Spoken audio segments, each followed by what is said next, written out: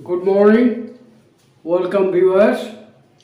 আজকে আমার এই চ্যানেলে আবার কতগুলো ইংরেজি সেন্টেন্স বাংলা সেন্টেন্স নিয়ে এসেছি, তার ইংরেজি অনুবাদ করা তোমাদের দেখাবো। মন দিয়ে দেখো। একই সেন্টেন্স দু তিন রকমভাবে করা যায়, এটা ভালো করে খেয়াল করলে তোমরা বুঝতে পারবে। শুরু করা যাক। দেখো, অতিরিক্ত মদ্যপানই তার মৃত্যুর কারণ। হ্যাঁ, তাহলে আমরা যা করি সেটা হচ্ছে সাবজেক্ট ভার্ব অবজেক্ট করি। সাবজেক্ট ভার্ব অবজেক্ট এইভাবে করি, তারপরে রিমেনিংটা তোমার হোয়ার, হোয়েন, হাউ, হোয়াই এরকমভাবে করি। কিন্তু কখনো কখনো এই অর্ডারটাকে না মেনেও করা যায়। যেমন দেখো, অতিরিক্ত মদ্যপানই তার অকাল মৃত্যুর কারণ। হ্যাঁ, এখানে এই যে তার মৃত্যুটা হলো কিসের জন্য? অতিরিক্ত মদ্যপানের জন্য।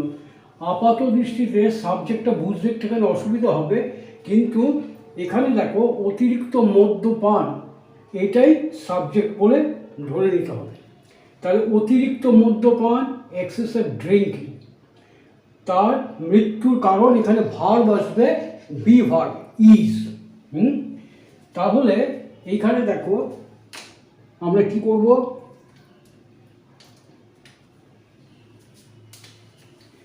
অতিরিক্ত মদ্যপান হয় তার মৃত্যুর, অকাল মৃত্যুর কারণ। তাহলে এক্সেসিভ ড্রিঙ্কিং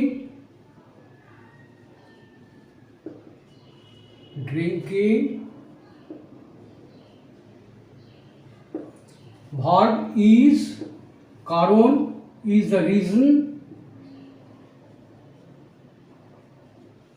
এইবার দেখো, রিজনের পর প্রিপোজিশন বসে অফ। যখন অফ দেই, এখানে যে প্রোনাউনটা ব্যবহার করা হয় সেই প্রোনাউনটা পজিটিভ প্রোনাউন ব্যবহার করা হয়। যেমন হি তার থেকে হয় হিম, মি তার থেকে হয় মাইন, উই, আওয়ার্স এরকমভাবে হয়। তাহলে excessive drinking is the reason of his মৃত্যুর কারণ, ডাই।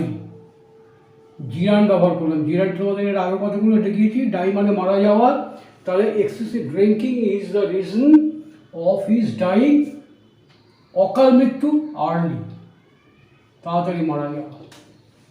এইভাবে ইংরেজিটা। দেখো, এটাকে অন্যরকমভাবেও করা যায়।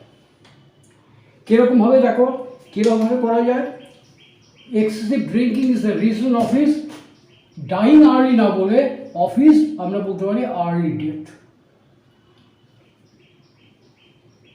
অফ হিজ আর্লি ডেথ, এইভাবে আমরা ইংরেজিটা বলতে পারি। আবার কি বলতে পারি? দেখো, excessive drinking is the reason, এরকমভাবে বলা যায়, is the reason behind his early death.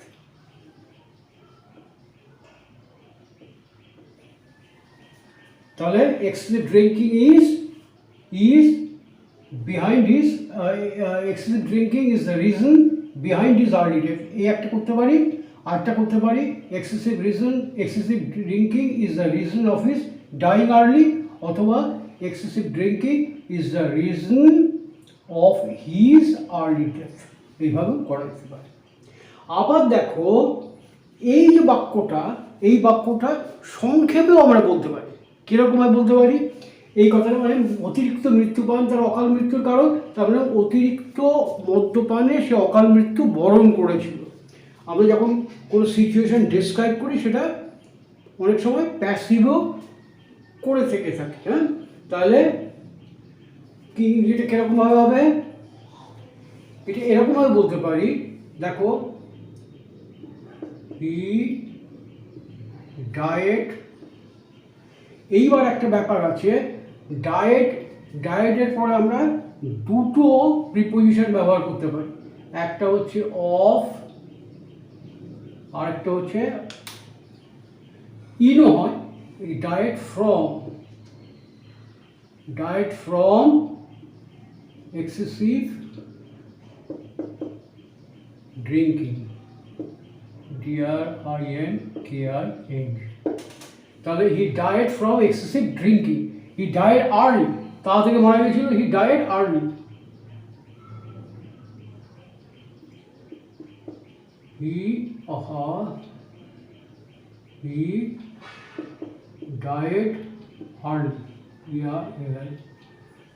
He died early from excessive drinking. দেখো এখানে যদি অফটা কখন আসবে, যখন কোনো রোগে মৃত্যু হয় তখন অফ হয়। যদি সে এক্সেসিভ ড্রিঙ্কিং না হয়, যদি সে কলেরায় মারা যেত তাহলে হবে ডায়েড আর্লি অফ কলেরা। কোনো রোগে অফ টাইফয়েড, অফ টিউবারকুলোসিস, কোনো রোগে মারা গেলে আমরা অফ ব্যবহার করব। কিন্তু রোগ ছাড়া যদি বাইরের কোনো কারণে মারা যায়, দুর্ঘটনায় মারা গেল, এক্সেসিভ ড্রিঙ্কিংয়ে মারা গেল, এরকমভাবে সেক্ষেত্রে হচ্ছে ফ্রম হবে। বোঝা গেল? তাহলে একই সেন্টেন্স আমরা এত রকমভাবে করতে পারি। তারপরটা দেখো, ম্যাচটি অমীমাংসিত থাকার যথেষ্ট সম্ভাবনা, তারপরে যথেষ্ট সম্ভাবনা আছে, কোথাও কিছু আছে এরকম বোঝাতে গেলে আমরা কী দিয়ে করি, দেয়ার ইজ, দেয়ার আর, এরকমভাবে করি। তাহলে দেয়ার আর যথেষ্ট সম্ভাবনা, every chance,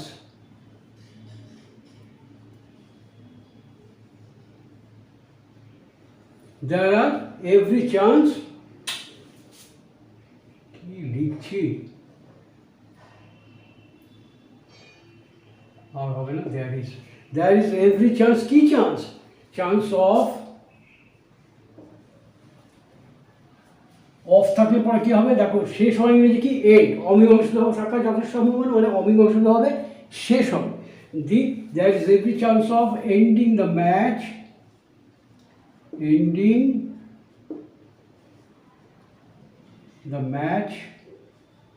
TCH, in a draw. There is every chance of ending the match in a draw. এই চান্সের জায়গায় আমরা আরেকটা ইংরেজি ব্যবহার করতে পারি, there is every possibility,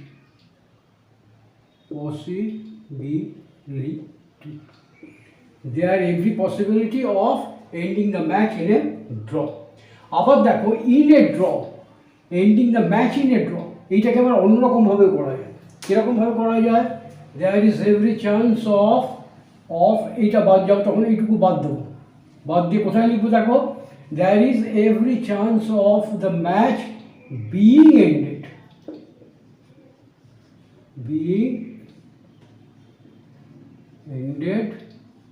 in a draw। বোঝা গেল? তাহলে আমরা দুভাবে ইংরেজিটা করতে পারি। একটা হলো there is every chance of ending the match in a draw, অথবা there is every possibility of ending the match in a draw, অথবা there is every chance of the match being ended, there is every chance of the match being ended in a draw। এইভাবে আমরা করতে পারি। বোঝা গেল? তারপরটা দেখো, তার আসতে দেরি হয় আমরা অধৈর্য হয়ে পড়লাম। তা আমরা অধৈর্য হয়ে পড়লাম, সাবজেক্টকে আমরা ভার্ব কোনটা, অধৈর্য হয়ে পড়া মানে ইমপেশেন্ট। তাহলে আমরা অধৈর্য হয়ে পড়লাম, উই গ্রিউ ইমপেশেন্ট, গ্রিউ ইমপেশেন্ট,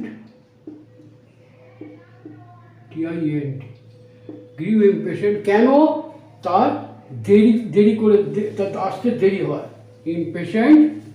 ইমপেশেন্টের পরে প্রিপোজিশন বসে অ্যাট, ইমপেশেন্ট অ্যাট। আবার বললাম যখন জিআর ব্যবহার করব তখন পসেসিভ ফর্ম ব্যবহার করা হয় প্রোনাউনের। তাহলে we grew impatient at his coming late. ঠিক আছে? তাহলে we grew impatient that is coming late, এই হবে ইংরেজিটা। এইখানে দেখো এই যে গ্রিউ কথাটা, গ্রিউয়ের বদলে আমরা ব্যবহার করতে পারি we became impatient, we became impatient that is coming late. আর কি করতে পারি, ইমপেশেন্ট এইখানে এই ইংরেজিটা অন্যরকমভাবে আমরা করতে পারি, we grew impatient for his coming late, for his late coming, for his late coming, এইভাবে ইংরেজিটা করা যেতে পারে।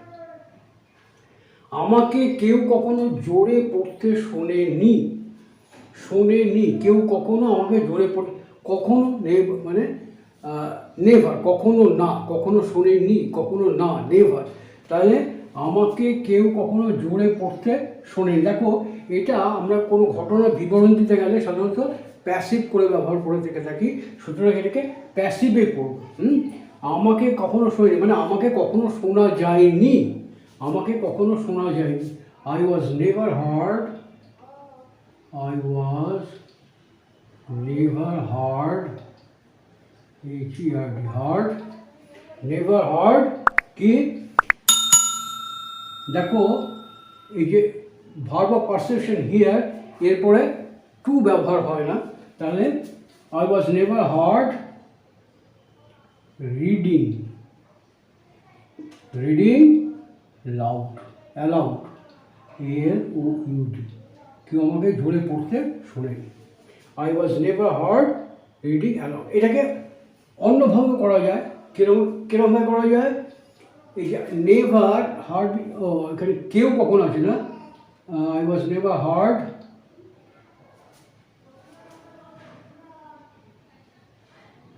বাই এনিবডি, কিন্তু বলার সময় যে বাই এনিবডি এটা বলার দরকার হয় না, কনভারসেশনের সময় এটা বলা দরকার হয় না, শুধু এইটুকু বলে হয় I was never hard reading allowed.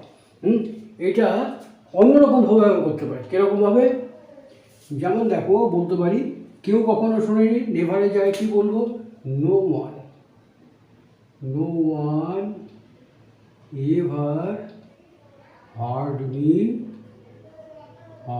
Me reading aloud, এবার বলে কখনো নো না, no one ever heard me reading aloud, কেউ কখনো আমাকে জোরে পড়তে শোনেনি, বোঝা গেল।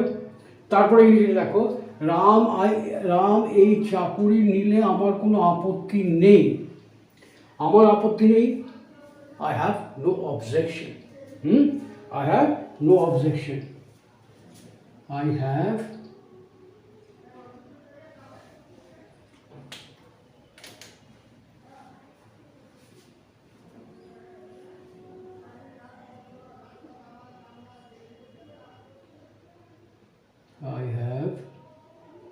no objection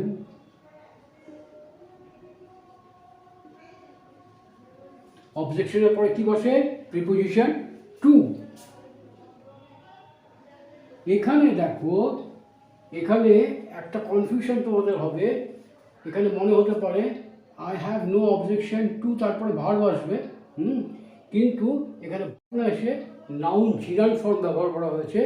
আমি এর আগে তোমাদের বলেছিলাম কখনো কখনো টু এর পরেও জিরান ব্যবহৃত হয়, তার এক্সাম্পল এই একটা। তাহলে I have no objection to his accepting this job,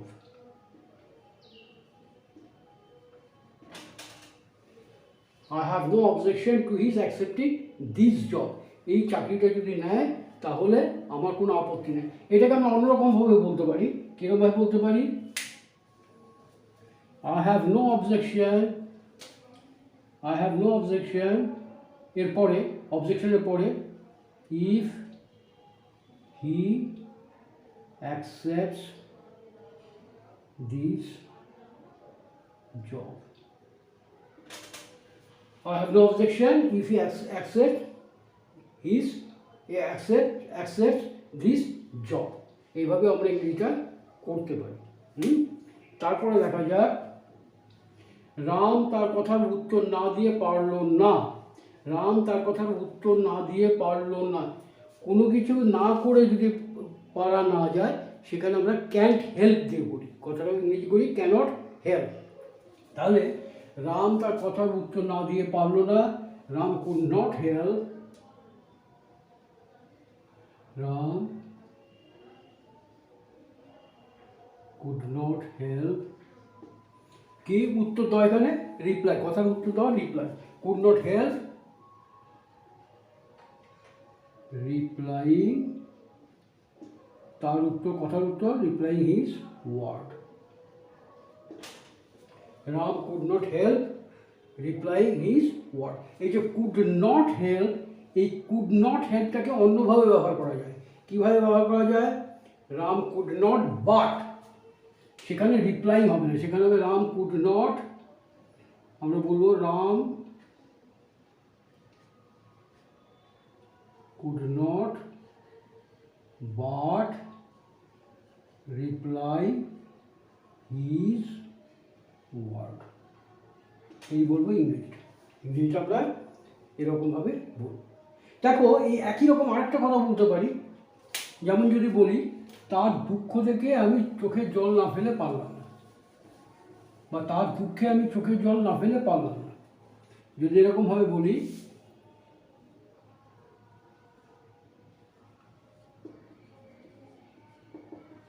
দুঃখে আমি চোখের জল না ফেলে পারলাম না। একই রকম construction, I could not help, আমি পারলাম না, তাহলে কি বলবো? I could not help,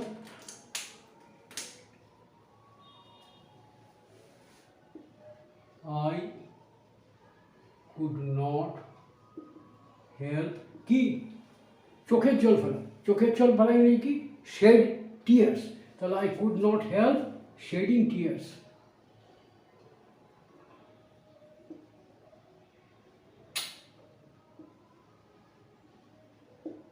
shedding tears কিসে? তার কষ্টে, in his distress, in his distress, distress মানে দুঃখ কষ্ট। তাহলে I could not help shedding tears in his distress.